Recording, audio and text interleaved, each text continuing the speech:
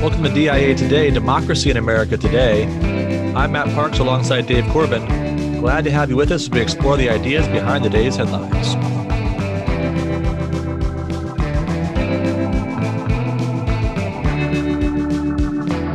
How you doing, Dave?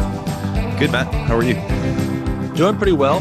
More snow this week, so it definitely feels like winter. I think Punxsutawney Phil will be borne out by events, unfortunately for us. But so are you giving up on that conspiracy theory that you were trying to disseminate last week or the week before? Yeah. I mean, I think it's possible that we are going to have 6 more weeks of winter, and if I put my trust in Phil the prognosticator, then I probably have to say that maybe it wasn't entirely a conspiracy at work. But I still think I'd like to get the break, and I wish Phil were working for us as much as we work for him. All right. Well, leading off to this week, we've got the Donald Trump impeachment trial, which apparently is going to wrap up today. We're recording this about noon Eastern time on Friday, the 12th, Abraham Lincoln's birthday.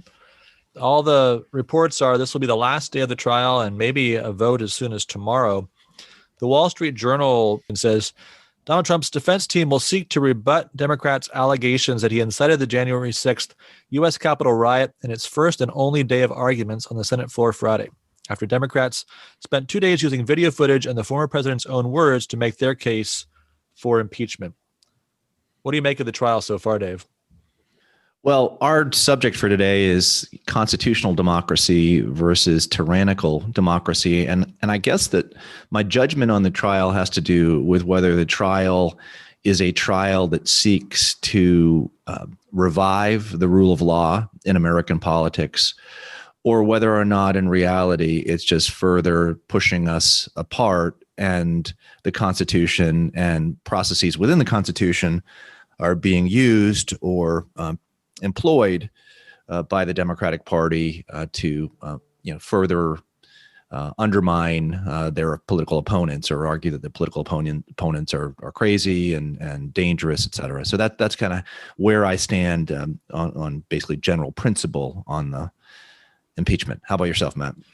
I think if you're looking at the merits of the case, it's somewhat striking that there's not really a parallel argument that's being advanced here, right? The defense doesn't seem like they're going to rebut the prosecution's case on its own terms, but rather, I think, stand on the ground of a broad, we're defending the Constitution with respect to the trial itself, and we're defending the right of First Amendment speech rather than really defending President Trump's actions and saying, no, actually, this was very presidential what he did on January 6th and in the months leading up to that. Yeah, the reason why I have some difficulty with that argument about Trump's actions after the election, which I don't think that they were presidential. I don't think that it was the right way to respond to the election. But I think 4 or 5 months ago, we on the show mentioned a group of Democrats and left-leaning Republicans had gotten together, and they had kind of done a scenario of various scenarios about what would happen with the election. Remember that conversation, Matt? Yep. And most of that conversation went, at no point should Joe Biden concede to a Trump electoral victory. Is that was the understanding of that article, correct? That you try every single means possible to do that. Now, we're hearing, right, that there was a group of people that were brought together to kind of discuss how to strategize on public opinion in and around the election. And one of the things that these people did well after the election is kind of they held off or held back those protests that they had planned to unleash had Donald Trump won a close victory. So it kind of makes me think, Matt, that regardless of the outcome of this election, there would have been protests, there would have been riots. Now, I can imagine that many a Republican senator and congressman, had those riots been riots of Antifa members, BLM members, and any kind of individuals who were antagonistic towards Trump, that they may even be banging the drums, right, of some prosecution of Vice President Biden right now. So it strikes me that the whole thing is political, that it's not really a matter of safeguarding the Capitol or safeguarding the constitutional processes. It's just kind of getting back at your political enemy. So that's not to defend what Trump has done, but to suggest that the other side would have done the same thing had the election gone the other way. Yeah, I think that's the biggest difficulty in all this, is to separate out what is the purely partisan and certainly the motives on both sides. And there's some partisan motives at work. It's not an accident that most individuals, as they examine the constitutional question of whether a former president could be tried, came down on the side that their party line favors, right? That's not accidental, probably. And as you're saying, some of the effort to bring this case forward is certainly motivated by partisan desires and designs. And so I think this is where, really honestly, I feel like this has been the whole story of the Trump presidency. And maybe this is just where we are in politics, where you're constantly being forced to sift through and distinguish, okay, yeah, but even if the motive is wrong, it could still be right to prevent Donald Trump from holding office again. That could be actually a just outcome of all this. We're trying to sift through what is a responsible way of reacting to these events. As we've been trying to say all along, how do we apply the Constitution to this and do it in a way that upholds the rule of law, that pushes back against hyperpartisanship on both sides? What do we do with all this? I think we just try to navigate it the best way we can by the clearest lights available to us, and recognize that some of these calls are just going to be tough calls, right? And that this is maybe one of those where you just, you're looking at the margins and you're trying to weigh, okay, how do we do the least damage to the rule of law and the Constitution in this situation? All right. Well, we'll have more to say on that as we move along, and we'll come back to the question of the impeachment trial later on in the show. But for now, let's shift our focus to the required reading and take a look at the next selections that we have from Democracy in America. So we're now up to our fifth part of our study of Tocqueville's Democracy in America that will end up being 15 parts. So after today, we'll be 1/3 of the way through our coverage of Democracy in America. We began that coverage by taking a look at Tocqueville's intentions in writing the work, what he thought was wrong or perhaps dangerous in the movement towards democracy in the modern world, and what opportunities there were as the world became more democratic.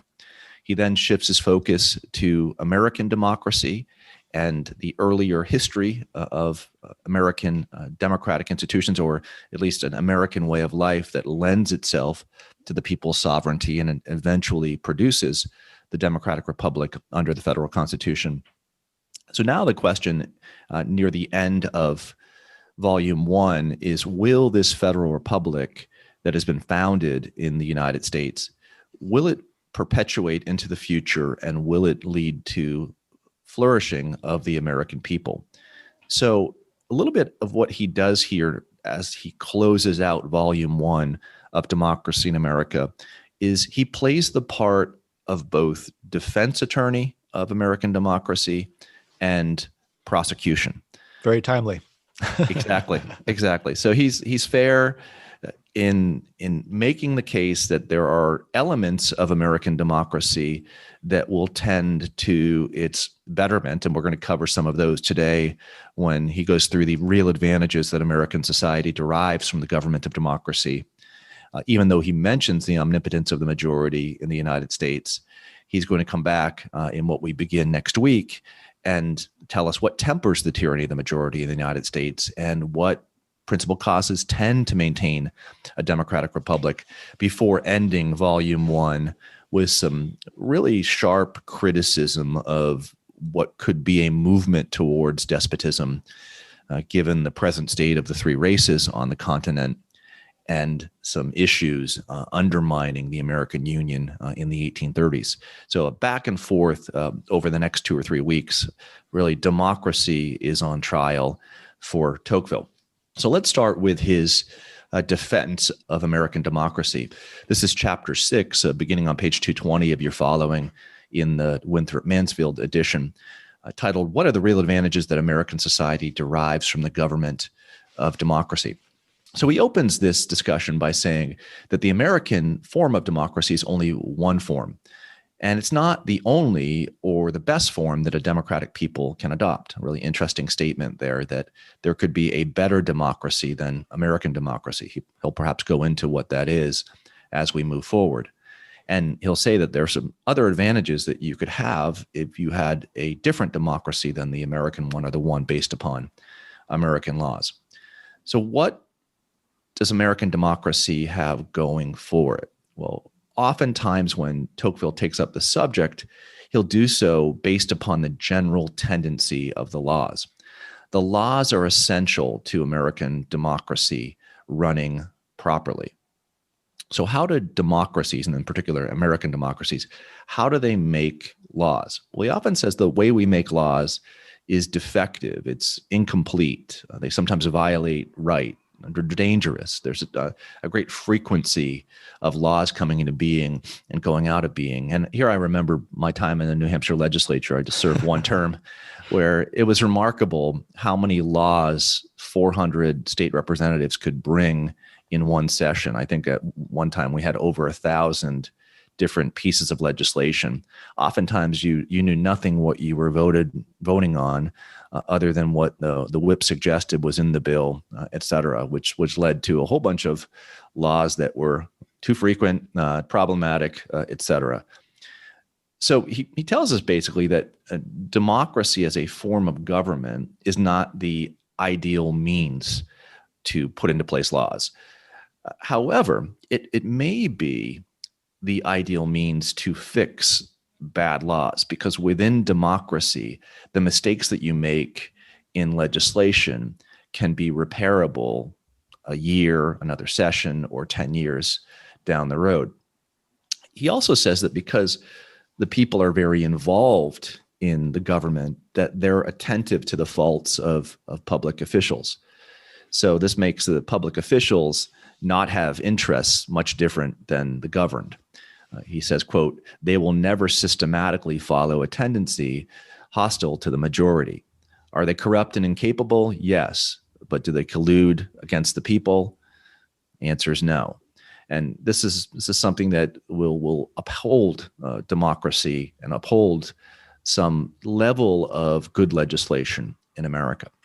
Second point that he says that the United States has going forward in terms of the way its democracy functions is that there's a great public spirit that runs through the country. The spirit of the city, he writes, seems to me inseparable from the exercise of political rights. Americans know what their political rights are, and they're spirited in their defense of those rights. This leads Tocqueville at this point to say, there's nothing more annoying in the habits of life than this irritable patriotism of the Americans. Well, only said by a Frenchman. So, but as much as you can tell that the Americans who probably spoke of legislation and spoke of the rights of the American people got on his nerves, he'll then go on to say that this language of rights is excellent because it amounts to virtue being translated into the political world. So an individual who is clinging to their rights is clinging to the idea that they can practice their rights, that they can exercise their rights in a way that leads to a more perfect ordering of their own soul and a more perfect ordering of the soul of the community. So it gives an open opportunity to talk about the language of virtue that is encouraged by the respect for rights. And this in turn leads Americans to have a respect for the law. Because the people make the laws, the people tend to obey the laws. Because the people engage in elections and majorities are chosen from those elections, it's difficult thereafter to attack the laws that come from those majorities. So this general tendency within the United States to embrace the political activity and embrace the outcome of that political activity, because one has made a choice, and in making that choice, one has been ennobled, and hence one embraces the overall process of of democracy. All good up until this point.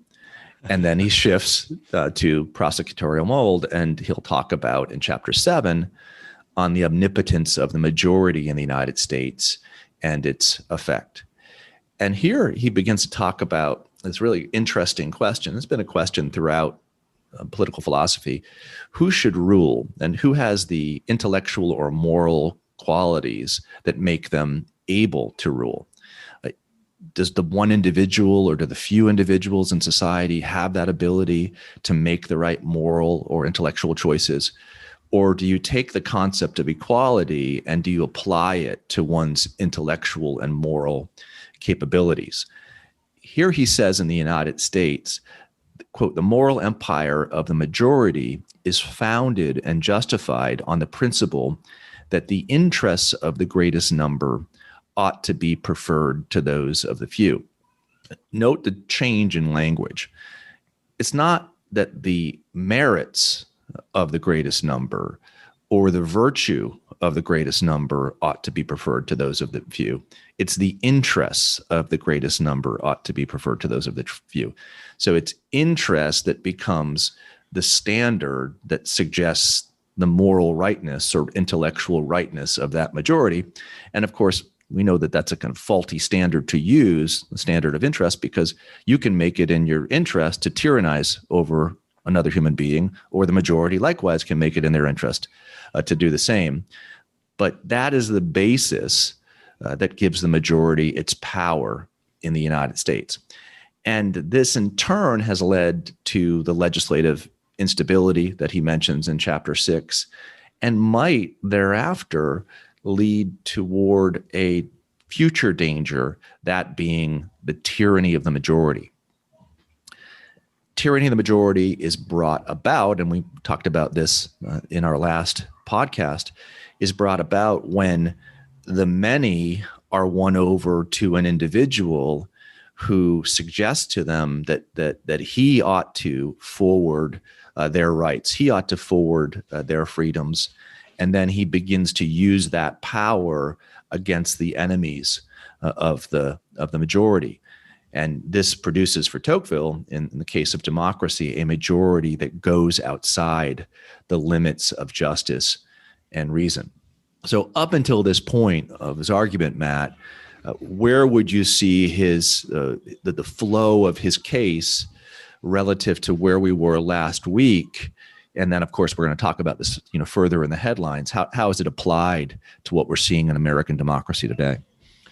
Yeah, well, one of the things that I think is just so valuable in de Tocqueville's approach in Democracy in America, and which is so evident in the passages that you've just described, is this Aristotelian style analysis of regimes. And he's going to give you the regime as it is, not the regime as its advocates suggest it ought to be or suppose it to be. And so I think what we've seen, even where he's going through this positive case for democracy, there's this qualified sense implicit in that it is really the majority that's being served by this. And the majority, not only is the majority interest not justice per se, but it's only the majority interest. And so that's not all, right? The real good popular regime would be the rule of all for all toward the common good, right? That would be the ideal type of a popular regime. And what he's saying is at least 19th century America doesn't have that. It has the rule of the majority. It has attributes of a democratic society that we can trace all the way back to Aristotle's account of democracy. I know we're going to get to Aristotle as the adjacent reading in just a few minutes, but I think that, de Tocqueville is the modern Aristotle, right? He's giving us a modern account of regimes, and now we've got aristocracy and democracy, right? And we've got new models that are emerging. This democratic world is going to give you this clear-eyed analysis of that. And I think, you asked the question about the application to our own present concerns. I think this is what we're beginning to see as we analyze the way that election victories are weaponized. You say, well, we won, therefore, right? Therefore, we get what we want. Therefore, the majority interest, as we understand it, will be advanced. And the idea that you'd have to build a consensus toward an all, that it's really the common good that you're trying to serve, that's not so evident, right? We have the language sometimes of common good, but when you examine the measures, you think about, just as an example, the Biden administration's approach to opening public schools, right? And the promise, we're going to get public schools open 100 days. We're going to get this done. President Trump dropped the ball here. We got to get the kids back in schools. And just yesterday, his spokeswoman is talking about, well, what we meant by that was half the schools open at least one day a week. Oh, okay. I thought we were talking about all the schools, but they set the bar so low. And why is it they're struggling to do this? Well, because we know the teachers' unions are pushing back hard. And there's a political coalition here you're trying to hold together.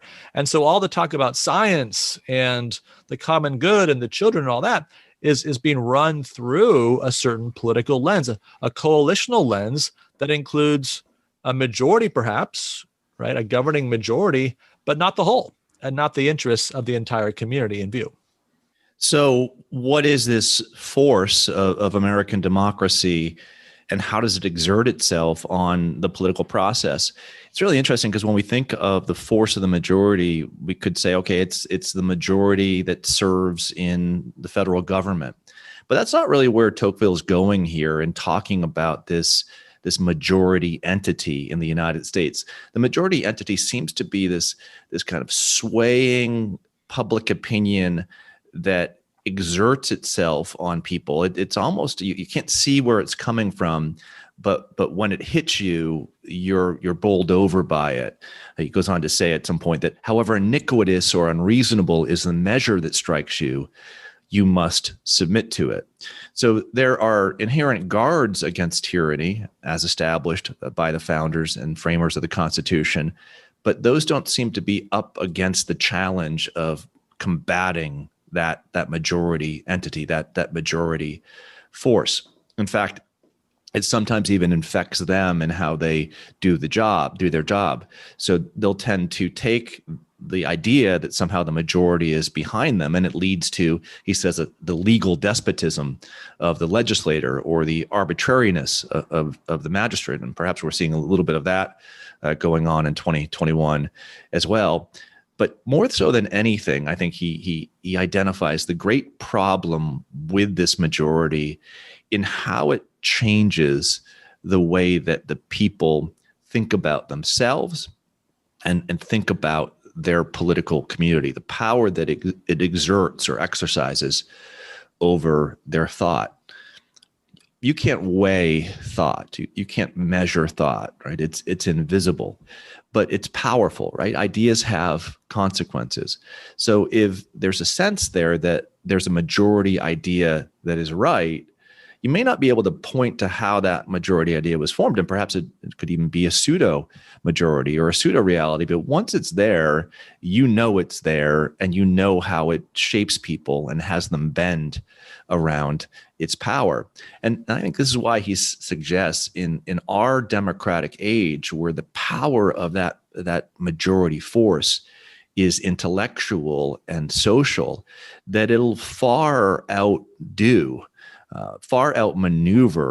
the power that kings or czars or Caesars had in the past, that was material and kind of rested upon the sword being employed. The majority finds its way into every aspect of our life. And furthermore, because we don't have public officials who are up to the challenge of fighting it or combating it, it may very well, at the end of the day, it may do us in, which is where he ends this whole discussion in chapter 7. He'll go into the reality that even the greatest cheerleaders of democracy, none other than Thomas Jefferson, believes what? That if we're going to be undone as a nation, we're going to be undone by the tendency towards the omnipotence or tyranny of the majority. Yeah, I think that's fascinating when you think, as Tocqueville points out, I mean, Jefferson's the best cheerleader democracy has in the founding era. And you think about his sidekick, Madison, who's raising the same kinds of questions in Federalist 51 as de Tocqueville cites and other places. So there's no question, every regime has a tendency toward a certain kind of injustice, and this is the kind of injustice that democratic regimes tend toward, right? The disguising of the interest of the majority as the good of all. He's able to expose some of the pretense that goes along with democratic societies, and I think that's where he's getting at here, right? Is the power of this majority is unseen and often unfelt unless you find yourself against the majority. And yet to find yourself out of step with the majority is an uncomfortable place in a democratic society. So Jefferson's words, if ever freedom is lost in America, one will have to blame the omnipotence of the majority that will have brought minorities to despair and have forced them to make an appeal to material force. So anyway, you had previewed this earlier by labeling, I think rightly, Tocqueville the modern Aristotle. And certainly as we move to the adjacent reading in Aristotle's Politics, book 4 of Aristotle's Politics, there's a lot there foundationally in the way that Aristotle sorts out regimes that Tocqueville will employ in his assessment of America. And one of the things I think that's important to remember here, we all remember that Plato's the student of Socrates, Aristotle is a student of Plato. And Aristotle, he is apt at times where Plato will suggest something about the world that we live in, human nature, et cetera, to agree. But in places where he thinks that Plato, through Socrates, has suggested something incomplete or wrong, Aristotle will move to correct that aspect of politics. And certainly on the question of regimes, Aristotle gives us a very different understanding of how regimes work than Plato. If you go back to our discussion last week, one of the interesting things after the best regime is created in Plato's Republic is it dissolves and it moves from being the rule of the wise philosopher king to being the rule of men of honor, and then being the rule of the wealthy. And then finally, the rule of freedom and equality, what we know as democracy, until we have the final collapse from democracy into tyranny. So there's a cycle of regimes for Plato, and the cycle always goes downhill. It's like a declinist theory of political history. And Aristotle doesn't believe that regimes cycle or have to cycle in such a way. Certainly you can go from better to worse, but you can also go from worse to better. So how do you go from worse to better? Well, you take the regime that you're living in. It could be an oligarchy, a democracy, a tyranny, a monarchy, and you try to figure out what are the aspects of that regime that can be corrected, and how do you reinforce those aspects or have those aspects revived within a regime. So this would be the case with democracy as well. Aristotle argues that there are a variety of different democracies. The best kind or first kind of democracy is one in which there is actual equality, that there's no difference, perhaps, between how the poor and the rich are understood because neither is sovereign. Both are alike. But key to that preservation of that form of democracy, where freedom, he says, is chiefly found, is the rule of law. The full extent alike of sharing equally in the government, and the law that flows out of that participation produces a democracy that functions well. And we just saw this in Tocqueville, right? That Tocqueville had suggested that a good part of what makes legislation correct in the United States is that the people participated. They had a function, they had an action, they had a role to play. Now, it may not be the same intimate role that they played at the beginning of the 17th or late 17th or early 18th century as they gathered together in town halls, but there's always been an element to American lawmaking that is drawn from the people.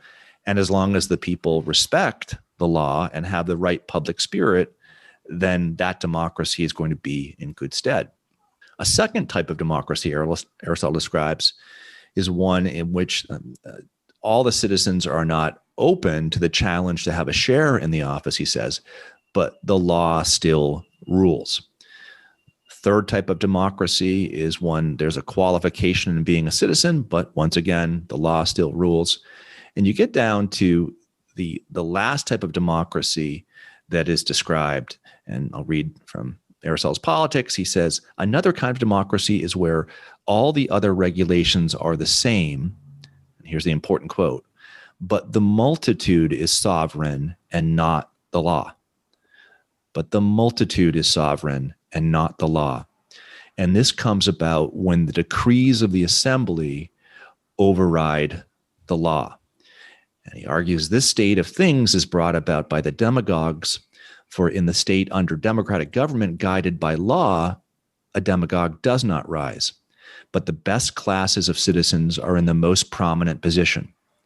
But where the laws are not sovereign, then demagogues arise, for the common people become a single composite monarch, since the many are sovereign not as individuals, but collectively.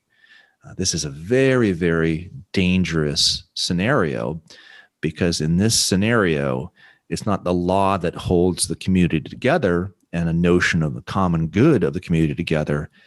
It's the whim of the numbers of the multitude, a whim that could be driven by interest, it could be driven by envy, it could be driven by a variety of different things.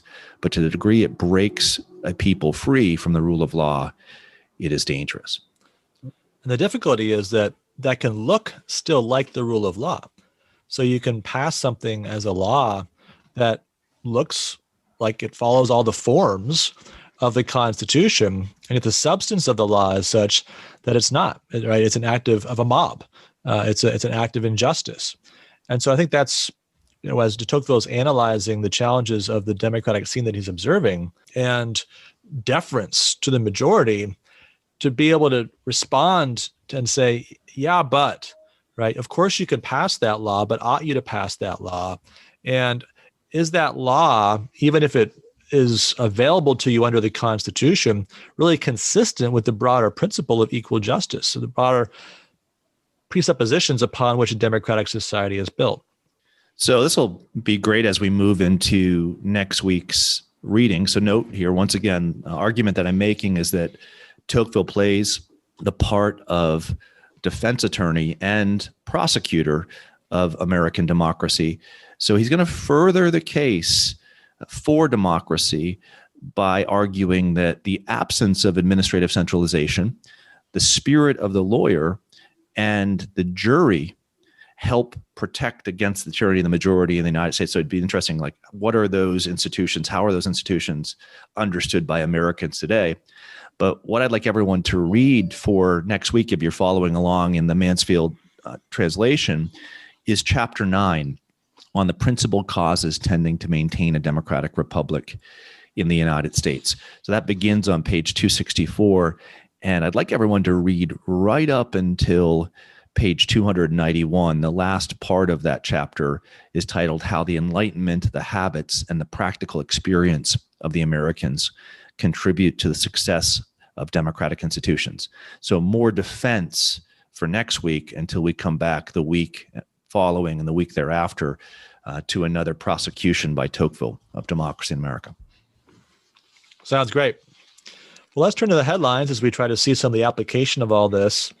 And, we closed our discussion of de Tocqueville talking about the tyranny of the majority. And it seems to me that embedded in his analysis of that are maybe three different levels of that tyranny. And so we were just talking about the legal side of that, the legal tyranny that the majority might exercise, if we want to use kind of figurative language, over the body of the citizen, right? Over your material means and that sort of thing. And there's a second level of the tyranny of the majority that you also mentioned. We might call that the psychological tyranny of majoritarian opinion over the mind, right? The way that it impresses upon us the burden of adopting certain views or the feeling of a separation with one's neighbors if one doesn't adopt those views. And then the third is this social tyranny of majoritarian community over the soul. And he talks about the fact that you can live as a contrarian in a democratic society, but you won't feel like you're a part of that community. And it's difficult, right, to feel that distance. And it's maybe related to the second point, right? This sort of psychological and felt sense of separation from one's neighbors. So we talked It's like being a conservative in graduate school. Exactly. This is how we became friends, right? Right. This is, you find the other one, and 25 years later, you're doing a podcast. So there can be a happy ending to the story, but it's not without its challenges along the way. Last week, we talked about the political rule of the majority, and it's kind of that first legal tyranny, and we were just discussing that briefly just a moment ago. So we're going to focus on the second part of this time, and the way that majoritarian opinion can impress a kind of tyrannical control over the mind. And, you can, I think, appreciate this. And maybe you've ever been in a situation kind of at a micro level where you're in a conversation with just a couple other people and you find, you don't agree. You're the one who doesn't agree, right? It's 2 against 1.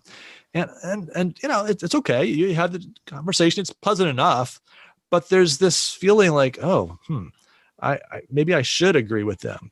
And I don't know, having had these conversations in the past, one of the moves that 2 will often make against the 1 is to say, oh, you're so close-minded. You're so close-minded. And, you could be thinking to yourself, well, wait a second, I'm no more close-minded than you are. Neither of us switched our positions. But there's a majoritarian principle there, because what are you doing? If you're holding out against the majority, you're saying you're smarter than us. Your 1 is better than our 2. How could that be, right? We in democratic societies, we count, and 2 is greater than 1. So we have the presumptive right to dictate what's true, and you're not agreeing with that. So are you really saying you're not our equal? You're our superior? You see, it's like a democratic sin to be the one holding out against the 2. So, maybe you felt that, right? In past experiences where you were discussing things with people, and again, you found yourself in the minority. It's uncomfortable. It's not really tyranny. I think that's strong, right? That's strong. But what we're beginning to see, I think, in our society is that there is a sense in which people are feeling tyrannized and that their material livelihood at least is threatened if they're not willing to conform to certain social expectations, political expectations, right? And hold certain ideas, articulate certain ideas. And what I think maybe most interesting about this is that those ideas don't seem to represent the majority's view, right? This is what's strange, right? We expect in a democracy that the majority view will be powerful. But what if in a democracy, it's a small minority somehow whose view is actually the most powerful? So just as we're thinking about that, just bring in this interesting Cato Institute study from last summer. So they surveyed people, and they did this 3 years ago as well, asking questions about how they feel about the political climate and their freedom to express their political views. And so one question they asked was, do you find yourself sort of self-censoring when it comes to your political views in the fear others will be offended?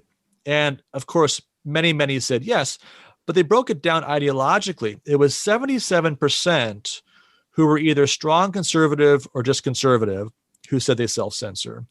64% of moderates, 52% of liberals, 42% of strong liberals. So it's a nice, smooth decline, right? As you go from the most conservative to the most progressive, you become more comfortable with sharing your views. And you say, well, that makes sense because obviously the liberals are the vast majority in this country. Wait a second, they're not the vast majority in this country. Right? You go back and you've got lots of data on this. Gallup's been asking these questions for many years. And the most recent poll just came out in January. 36% of Americans call themselves conservative or very conservative, 35% moderate, only 25% liberal or very liberal. And when you look at that 25%, the very liberal is probably somewhere around 7 or 8%. You can look at other data that suggests. So here's where we are, right? That 8% is the least worried about sharing their political views, whereas the 36%, the largest group, is the most worried. This is a very unusual thing for a democratic society. That would make sense in an aristocracy of sorts, right? Where that 8% had the power over the community. But in a democracy, it shouldn't go this way. What do you make of that, Dave? Well, I think it goes back to something that you said when you put forward the scenario of two people arguing one thing and one person arguing the other. There's an inherent moral superiority that is assumed by the two because they believe that their numerical equality outdoes whatever you have to say in reverse. So there's an expression, right? Two wrongs don't make a right, but in this case, under that guise of numerical equality, they always do. So in the democratic age that we live in, the argument that tends to be more progressive, right, tends to be further to the left, made for numerical equality, assumes, right, the moral superiority going into any discussion, whether it's about taxes or homelessness or immigration or whatever it may be. So I sense that there's a lack of confidence, perhaps sometimes an earned lack of confidence among those who consider themselves strong conservatives or conservatives, that they identify that way, but they're not quite certain about the argument or the witness they're going to make for their position, because they know that the general trend of the culture is coming against them. They're going against where the culture is. It reminds me of Whittaker Chambers' Witness, right, where he talks about, he thinks he's in leaving behind communism for his kind of American republicanism. He's choosing the losing side.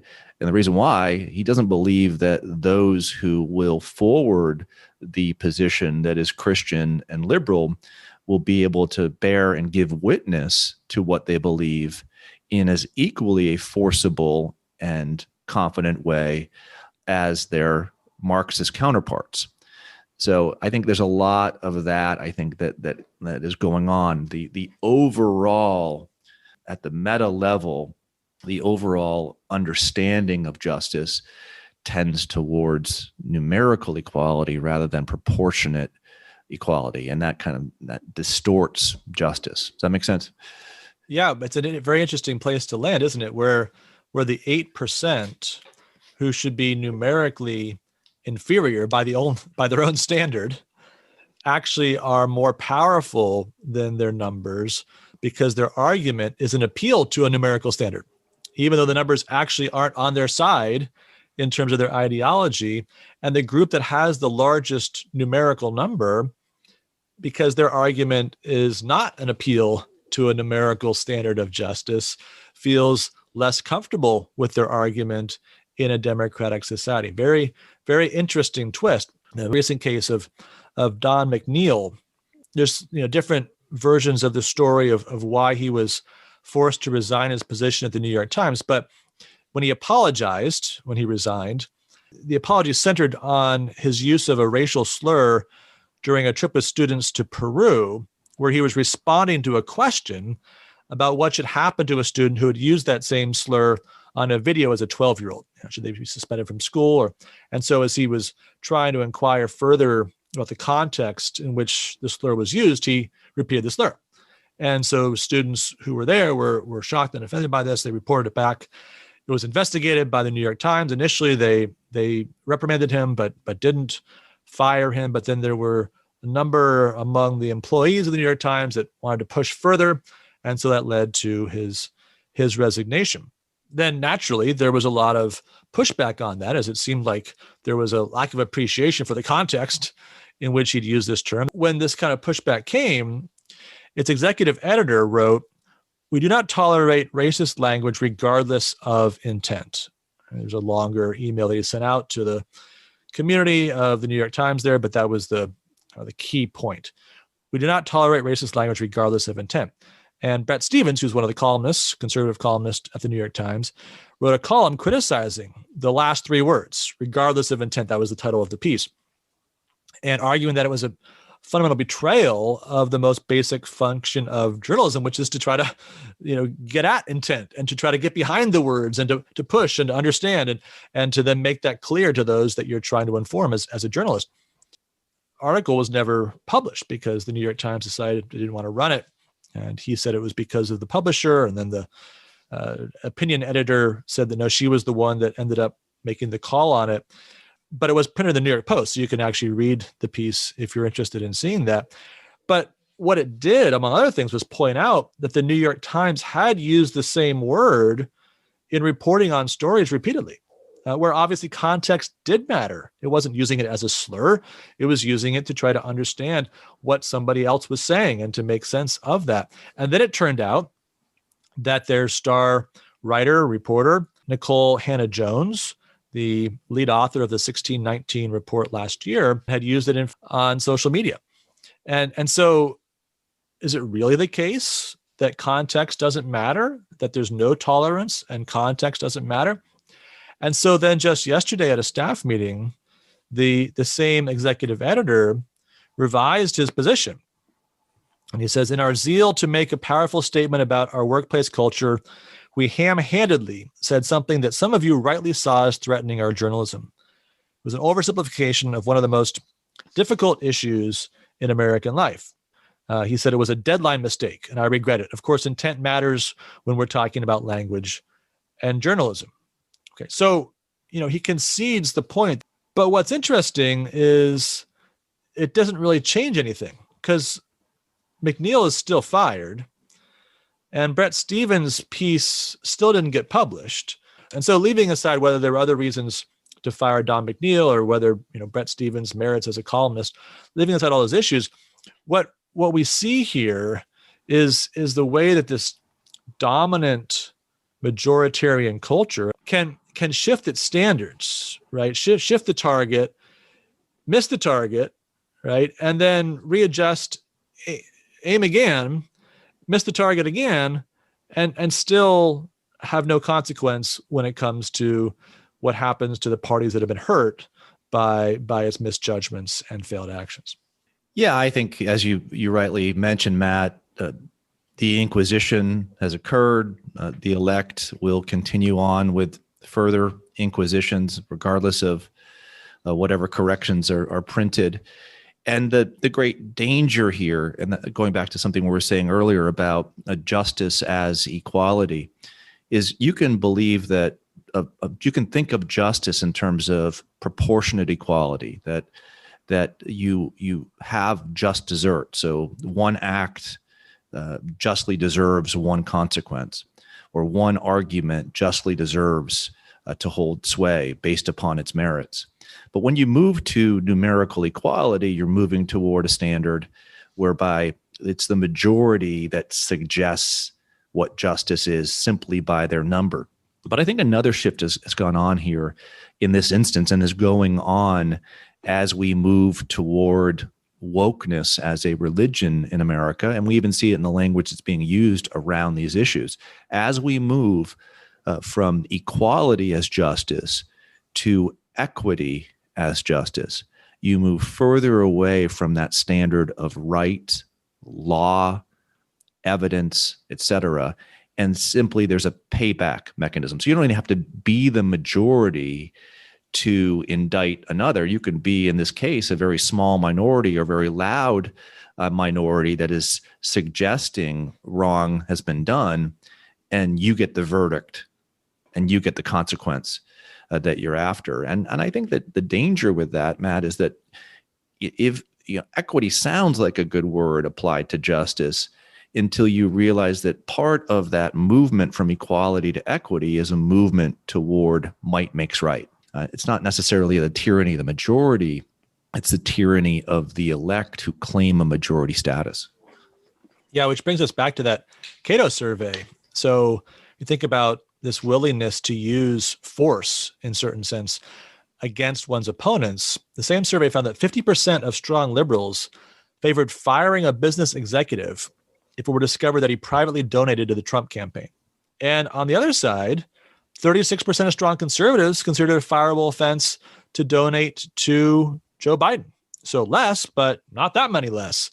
And this is really a very interesting question to ask because, from your experience with political campaigns, there are actually public records available on these things, right? You give donations to a campaign, they have to take down your name and take down your occupation.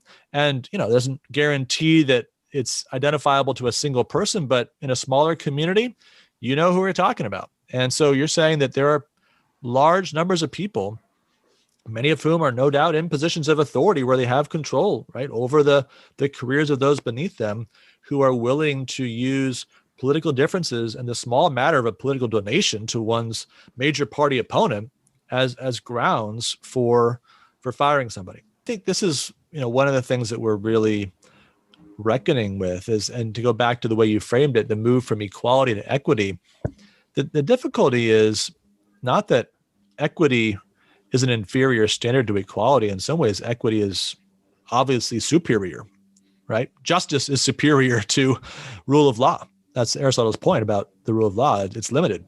It doesn't get it all right. But the problem is it requires somebody to exercise a discretion that is too easily clouded by personal interest, by ideological blinders, right? The rule of law is the next best option, but it's the next best option to the rule of a perfectly wise, perfectly powerful, and perfectly just God. And we don't have those among us to elevate to positions of political authority. Well, but don't ask them whether we have that, because they suggest that we do have that there's a perfect wisdom involved.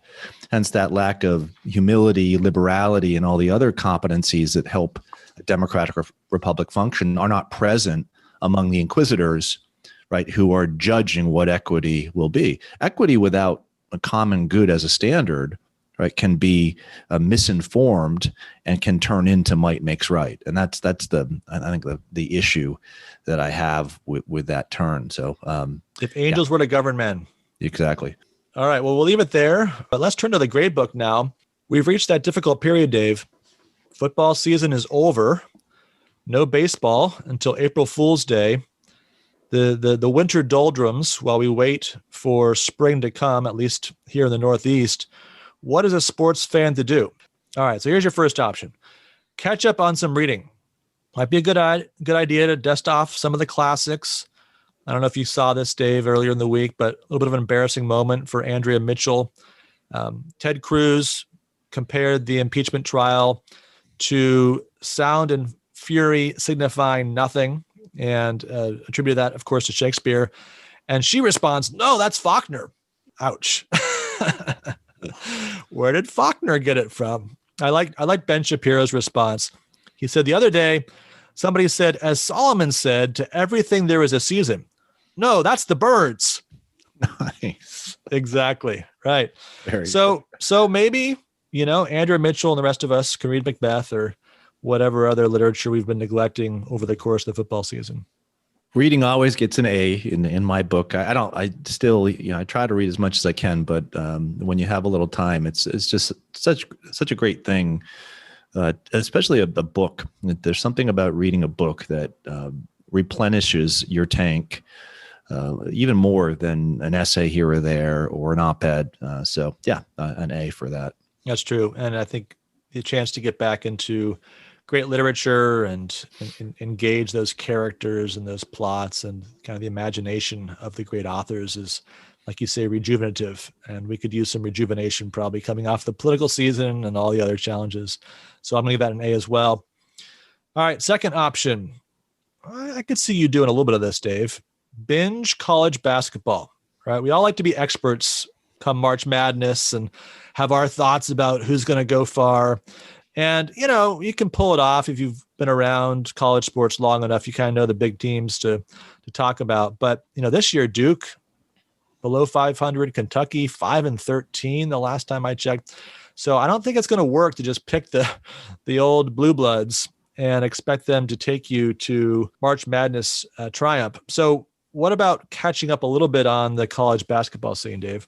Well, all the great teams right now, or a lot of the great teams, are from Texas, which is odd. I think they had like 4 or 5 in the top 10. I still think, what is it, February 12th? Okay, it's Lincoln's birthday. Still a little early for me. That comes around March 5th to 10th. And then I'll begin to look at those tournaments. I don't know if they'll have them this year to get my predictions ready for March Madness. So I'll give that a C. Way too much to keep track of, and I just haven't been there for 2 or 3 months prior. So wait until next month. I can't really watch college basketball even if I wanted to. It's just I don't have enough stake in it. The game doesn't excite me enough. The athletes are good, but they're not NBA quality athletes. So it doesn't quite capture my attention. So I will have to just let that go and do my best with the random picks, or let my kids make the picks for March Madness, and we'll see how we do. I will say this, however, if I'm turning on ESPN 2 or 3 or 7 and I see Duke losing, I'll watch until the end of the game. Just kind of the Christian Laettner effect, still 20, 25 years later. Wow. I always root against him. So yeah. I was rooting for him that day against Kentucky. I still remember that incredible turnaround jump shot. All right. Option 3. How about watching some golf? I don't know. You've got green everywhere you turn, but not out my window. I got a lot of white. So, caught a little bit of golf last weekend. It was nice to see that grass, and, just the idea of golf, sort of an optimism embedded in that. And you've got some good tournaments. I mean, you can go up to Pebble Beach this weekend, Dave, just about 5 hours north of you, probably the most beautiful golf course in the world. And they're playing up there. You've got the Tournament Players Championship, pretty big tournament. You've got Masters, of course, in early April. So I don't know. What do you think? Tune into the golf. Yeah. I mean, I'll just go up there and drop a couple thousand for a hotel room up there. And I make hundreds of thousands in my role. But no, actually, more recently, I've gotten back into it because my favorite player, Spieth, is seemingly getting back. He's on the leaderboard right now and had a pretty good run last week as well. So yeah, I always like to watch him play. He really hasn't had the best 2 years here, but maybe he's on the rebound. So I would definitely kind of check in. And the other thing on a Sunday, it's just a very peaceful, that's one of the, nice peaceful thing in the background to have that golf going. And I can see how you could say, being in the snow there to see the grass it reminds you of spring. So I'll give that a B. Yeah, I tend to check into golf this time of year and enjoy that. So I'm going to give that a B+. And all right, well, let's turn, as we wrap up the show, to de Tocqueville's crystal ball. Dave, your run in 2021 continued with the Super Bowl, sort of. I mean, to be fair, you did pick the Chiefs to win, but you said that the Bucs would cover, so you get credit for that. You had the under, so you get credit for that. So you're 6-3 now on the new year. I am the opposite of that, unfortunately, 3-6. I had the Chiefs winning by 4 at least, and did have the under. So I've done so well, Matt, this year, 6-3, and I'm not even kidding here. We're going to Vegas this weekend, baby, and we're going for one night, but we're ending up at the Grand Canyon, which the kids want to see. But don't think that I won't be tempted to lay down $100 on the Patriots, who I saw are 55-1 odds to win the next Super Bowl. That's a good payout. That might even buy me half a seat at the Super Bowl next year. So yeah, I've turned a corner here. I think as long as we keep it to like one prediction a week, I could be on a roll. So what's the prediction for this week? Okay, yeah. So it's going to be politics, not golf, and not college basketball this time around. So we've got the final vote on the impeachment. We're going to go kind of football style, though, here and give you an over-under 55.5 votes to convict, Dave. So we know we got the 5 that have kind of voted consistently on the Republican side in ways that suggest at least they're open to a conviction. And then we had Bill Cassidy, who joined that group with the most recent vote. So we have 56 people that seem at least open to conviction, although there's others that maybe are out there as well. We don't know how the arguments have swayed people. What do you think, Dave? You gonna take the over or the under 55.5? I should have done some research here and seen how many Republican senators are planning on retiring, because I think that would help out with the prediction. I saw that, right, right. Shelby is, and then Pennsylvania. So I'll go over. I think maybe call it the Peggy Noonan effect. I'll say 57-43. So still 10 short, but yeah, I agree with you. I'm going to take the over. I think it'll be at least 56. My guess is you're probably right. There's going to be a surprising 57th vote. The difficulty is that 44 of them have really said that it's unconstitutional. So if you say that, unless you change your mind on that point, you really shouldn't vote to convict, right? Those aren't really separable questions. If the whole proceeding is unconstitutional, you should be voting to acquit. But you don't always get consistent behavior out of political animals. So I think 57 is not a bad number. I'm going to guess, I'll take 58 just to push it one more up, and maybe another retiring senator or two in there, or those that haven't announced it yet, but maybe thinking about retirement. But again, I think I agree with you. We're not going to see anything like 2/3 unless there's a real disastrous argument made today in defense of the president. And even then, I don't think that would be enough. So is Lamar Alexander one of the five? He's not. No, he's not. Because if I had to guess an individual who would vote for, Alexander would be at the top of my list, a kind of surprise vote. So. Okay. All right. Good. We'll put you down for that. All right. Very good. Well, next week we will check in and we will see how we did on that and the rest of our predictions and observations. Thank you, as always, for listening. Please remember to subscribe and review the show on your favorite podcast platform. Don't forget we're on Instagram at Democracy in America Today. And you can also connect with us using email, democracyinamericatoday@gmail.com. Look forward to talking to you again next week.